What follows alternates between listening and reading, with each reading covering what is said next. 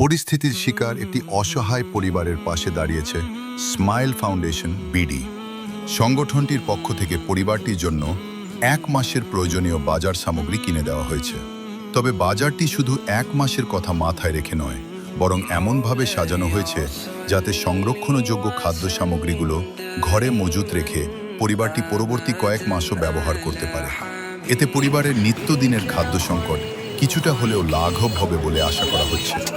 বাজারে চাল, ডাল, তেল, আলু, পেঁয়াজ, আটা, লবণ, মুরগি, তরিতরকারি সহ পরিবারের প্রয়োজনীয় 31টি নিত্য প্রয়োজনীয় খাদ্য সামগ্রী অন্তর্ভুক্ত ছিল। এই মানবিক উদ্যোগে আর্থিক সহযোগিতা করেছেন নাম প্রকাশে অনিচ্ছুক স্মাইল ফাউন্ডেশন বিডির একজন সহসভাপতি।